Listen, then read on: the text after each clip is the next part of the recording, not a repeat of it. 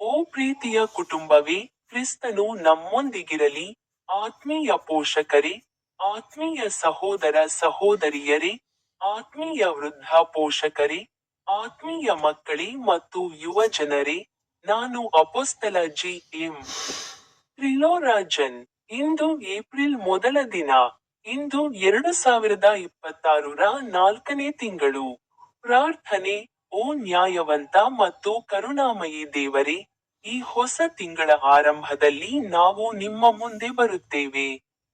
ನೀನು ನ್ಯಾಯಾಧೀಶನೆಂದು ನಾವು ಒಪ್ಪಿಕೊಳ್ಳುತ್ತೇವೆ, ಮತ್ತು ನಿನ್ನ ಮಗನಾದ ಯೇಸುವಿನ ಮೂಲಕ ನಮಗೆ ಮೋಕ್ಷವಿದೆ. ಓ ಕರ್ತನೇ, ನಮ್ಮ ಜೀವನವನ್ನು ನಿರ್ಣಯಿಸು, ನಮ್ಮ ಪಾಪಗಳನ್ನು ಕ್ಷಮಿಸು, ಮತ್ತು ನಮ್ಮನ್ನು ನೀತಿಯ ಹಾದಿಯಲ್ಲಿ ನಡೆಸು. ನಿಮ್ಮ ವಾಗ್ದಾನಗಳು ನಮ್ಮ ಜೀವನದಲ್ಲಿ ಈಡೇರಲಿ.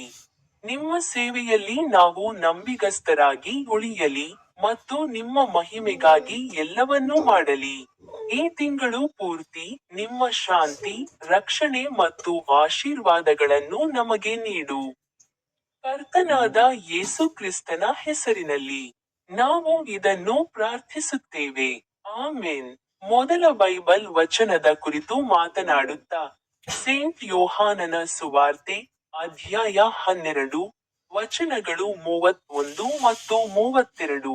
ಅವರು ಹೇಳಿದರು, ಈಗ ಈ ಲೋಕದ ತೀರ್ಪು ಪ್ರಾರಂಭವಾಗಿದೆ. ಈಗ ಈ ಲೋಕದ ಅಧಿಪತಿಯನ್ನು ಹೊರಗೆ ಹಾಕಲಾಗುವುದು. ಮತ್ತು ನಾನು ಭೂಮಿಯಿಂದ ಮೇಲಕ್ಕೆತ್ತಲ್ಪಟ್ಟರೆ ನಾನು ಎಲ್ಲರನ್ನೂ ನನ್ನ ಕಡೆಗೆ ಸೆಳೆಯುತ್ತೇನೆ. ಅರ್ಥ. ಈ ವಚನವು ಶಿಲುಬೆಯನ್ನು ಸೂಚಿಸುತ್ತದೆ. ಅಲ್ಲಿ ಯೇಸು ಪಾಪ ಮತ್ತು ಲೋಕವನ್ನು ಜಯಿಸಿದನು.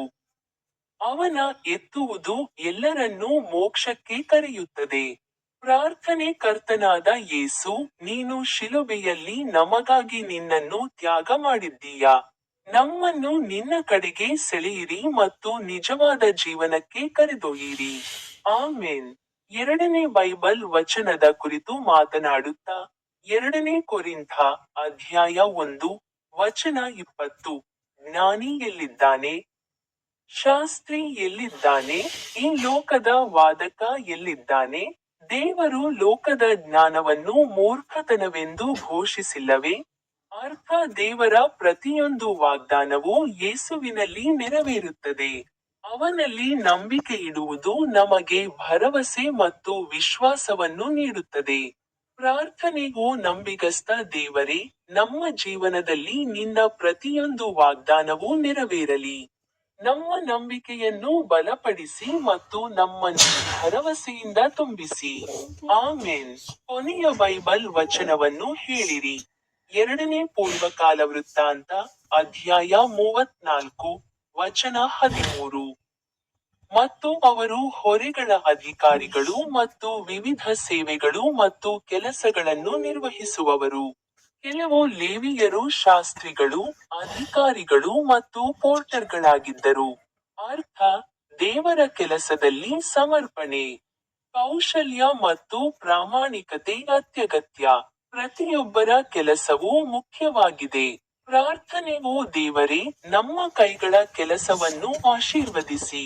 ನಿಮ್ಮ ಸೇವೆಯಲ್ಲಿ ನಮ್ಮನ್ನು ಸಮರ್ಪಿತ ಮತ್ತು ನಂಬಿಗಸ್ತರನ್ನಾಗಿ ಮಾಡಿ. ಆಮೆನ್. ಪ್ರಾರ್ಥಿಸೋಣ. ಓ ನನ್ನ ತಂದೆಯೇ, ಓ ಕತ್ತೆಯ ಮೇಲೆ ಸವಾರಿ ಮಾಡುವ ಯೇಸುವೆ, ಓ ತಾಳೆ ಮರಗಳ ರಕ್ಷಕನೇ, ಓ ಪೋಪ್ ಲಿಯೋ 14ನೇ, ಓ ಆರ್ಚ್ ಬಿಷಪ್ ಪೀಟರ್ ಮಚಾದೋ, ಓ ರಾಜ ಚಾರ್ಲ್ಸ್ 3ನೇ, ಇಂದು ಏಪ್ರಿಲ್, ಇದು 2026ರ 4ನೇ ತಿಂಗಳು.